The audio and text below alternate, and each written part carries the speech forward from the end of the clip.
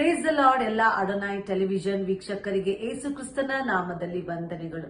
ಇವತ್ತು ನಾನು ನಿಮ್ಮೆಲ್ಲರೊಟ್ಟಿಗೆ ಒಂದು ಪ್ರಶ್ನೆಯನ್ನು ಕೇಳೋದಕ್ಕೆ ಇಷ್ಟಪಡ್ತಿದ್ದೀನಿ. ಏನಂತಂದ್ರೆ, ನೀವು ಎಂದಾದರೂ ದೇವರಿಗೆ ಸಾಲವನ್ನು ಕೊಟ್ಟಿದ್ದೀರಾ? ಭೂಮಿ ಆಕಾಶವನ್ನು ಸೃಷ್ಟಿ ಮಾಡಿದಂತಹ ದೇವರು, ಅದರಲ್ಲಿರುವ ಎಲ್ಲ ಸಮಸ್ತವನ್ನು ಸೃಷ್ಟಿ ಮಾಡಿದಂತಹ ದೇವರು, ಸರ್ವ ಅಧಿಕಾರವನ್ನು ತನ್ನ ಕೈಯಲ್ಲಿ ಇಟ್ಟುಕೊಂಡು ನಡೆಸುವಂತಹ ದೇವರು, ಸರ್ವ ಅಧಿಕಾರಿ ಹೊಂದಂತಹ ಸರ್ವ ಶಕ್ತರಿಗೆ ನಾವು ಎಂದಾದರೂ ಸಾಲ ಕೊಡಕ್ಕಾಗುತ್ತಾ? ದೇವ್ರ ಮಕ್ಕಳೇ, ನೋಡೋಣ. ದೇವ್ರ ವಾಕ್ಯ ಹೀಗೆ ಹೇಳುತ್ತೆ, ಜ್ಞಾನೋಕ್ತಿ 19ರಲ್ಲಿ 17ನೇ ವಾಕ್ಯ ಹೀಗೆ ಹೇಳುತ್ತೆ, ಬಡವರಿಗೆ ದಯೆ ತೋರಿಸುವವನು ಯೆಹೋವನಿಗೆ ಸಾಲ ಕೊಡುವವನು. ಹೌದು ದೇವ್ರ ಮಕ್ಕಳೇ, ಹಾಗಿದ್ರೆ ನಾವು ಹೇಗೆ ದೇವರಿಗೆ ಸಾಲ ಕೊಡ್ತೀವಿ?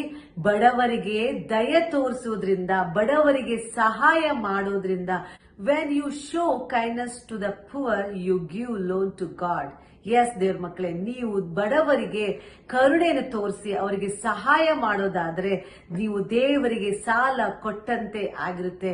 ನೀವು ತಂದೆ ತಾಯಿ ಇಲ್ಲದಂತಹ ಮಕ್ಕಳಿಗೆ, ಅನಾಥ ಮಕ್ಕಳಿಗೆ ನೀವು ಸಹಾಯ ಮಾಡೋದಾದರೆ ನೀವು ದೇವರಿಗೆ ಸಾಲ ಕೊಟ್ಟಂತೆ ಆಗಿರುತ್ತೆ.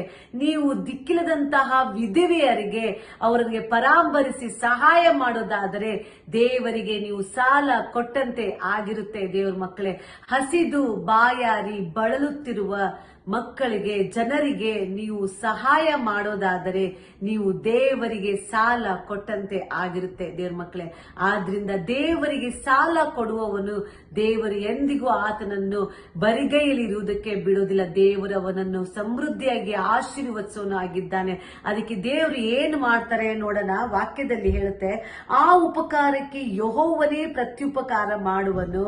ಇಲ್ಲಿ ದೇವರು ಹೇಳ್ತಿದ್ದಾರೆ, ಆ ಒಂದು ಉಪಕಾರಕ್ಕೆ ನೀವು ಬಡವರಿಗೆ ಸಹಾಯ ಮಾಡೋದ್ರಿಂದ, ನೀವು ಒಂದು ದಿಕ್ಕಿಲ್ಲದಂತ ಜನರಿಗೆ, ಕಷ್ಟಪಡುವಂತ ಜನರಿಗೆ ನೀವು ಸಹಾಯ ಮಾಡೋದರಿಂದ ದೇವರು ಅದಕ್ಕೆ ಪ್ರತ್ಯುಪಕಾರವಾಗಿ ದೇವರು ನಿಮ್ಮನ್ನು ಆಶೀರ್ವಾದ ಮಾಡುವನು. ನಿಮ್ಮನ್ನ ಸಮೃದ್ಧಿಕರವಾಗಿ ದೇವರು ನಿಮ್ಮನ್ನ ಆಶೀರ್ವದಿಸುವನು. ದೇವ್ರ ಮಕ್ಕಳೇ, ಹಾಗೆ ನಾವು ಹೊಸ ಒಡಂಬಡಿಕೆಯಲ್ಲಿ ನೋಡುವಾಗ, ಮತ್ತಾಯನು ಬರೆದ ಸುವಾರ್ತೆ 25ರಲ್ಲಿ 35ನೇ ವಾಕ್ಯ ನೋಡುವಾಗ ಹೀಗೆ ಹೇಳುತ್ತೆ, ನಾನು ಹಸಿದಿದ್ದೆನು, ನನಗೆ ಊಟಕ್ಕೆ ಕೊಟ್ಟಿರಿ, ನಾನು ಬಾಯಾರಿದ್ದೆನು, ನನಗೆ ಕುಡಿಯುವುದಕ್ಕೆ ಕೊಟ್ಟಿರಿ, ಪರದೇಶಿಯಾಗಿದ್ದೆನು, ನನ್ನನ್ನು ಸೇರಿಸಿಕೊಂಡಿರಿ, ಬಟ್ಟೆ ಇಲ್ಲದವನಾಗಿದ್ದೆನು, ನನಗೆ ಉಡುವುದಕ್ಕೆ ಕೊಟ್ಟಿರಿ, ರೋಗದಲ್ಲಿ ಬಿದ್ದಿದ್ದೆನು, ನನ್ನನ್ನು ಆರೈಕೆ ಮಾಡುವುದಕ್ಕೆ ಬಂದಿರಿ, ಸೆರೆಮನೆಯಲ್ಲಿದ್ದೆನು, ನನ್ನನ್ನು ನೋಡುವುದಕ್ಕೆ ಬಂದಿರಿ ಎಂದು ಹೇಳುವನು. ಅದಕ್ಕೆ ನೀತಿವಂತರು, ಸ್ವಾಮಿ, ಯಾವಾಗ ನೀನು ಹಸಿದಿದ್ದನ್ನು ಕಂಡು ನಿನಗೆ ಊಟಕ್ಕೆ ಕೊಟ್ಟೆವು?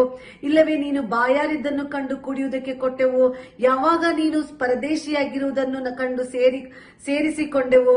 ಇಲ್ಲವೇ ನಿನಗೆ ಬಟ್ಟೆ ಇಲ್ಲದನ್ನು ಕಂಡು ಉಡುವುದಕ್ಕೆ ಕೊಟ್ಟೆವು?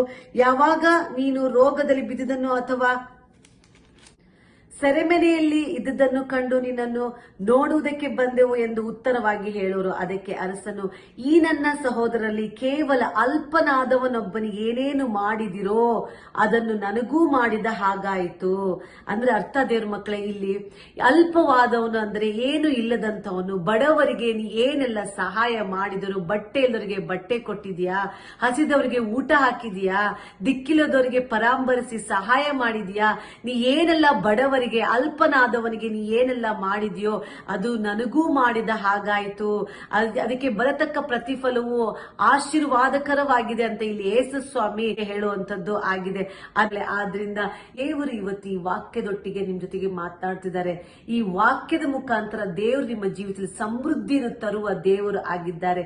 ನಿಮ್ಮ ಜೀವಿತದಲ್ಲಿ ಸಮೃದ್ಧಿ ಉಂಟಾಗಬೇಕಂದ್ರೆ ನೀವು ಬಡವರಿಗೆ ಸಹಾಯ ಮಾಡಬೇಕು. ನೀವು ಹಸಿದು ಬಳಲುತ್ತಿರುವ ಜನರಿಗೆ ಸಹಾಯ ಮಾಡೋರಾಗಿರ್ಬೇಕು. ಇದರಿಂದ ನೀವು ದೇವರಿಗೆ ಸಾಲ ಕೊಟ್ಟಂತಾಗಿರುತ್ತೆ. ದೇವರು ಅದಕ್ಕೆ ಪ್ರತ್ಯುಪಕಾರವನ್ನು, ಉಪಕಾರವನ್ನು ದೇವರು ಮಾಡುವವರು ಆಗಿದ್ದಾರೆ. ಈ ವಾಕ್ಯದ ಮುಖಾಂತರ ದೇವರು ನಿಮ್ಮ ಜೀವಿತದಲ್ಲಿ ದೊಡ್ಡ ಕಾರ್ಯವನ್ನು ಮಾಡ್ತಾರೆ. Amen. God bless you all.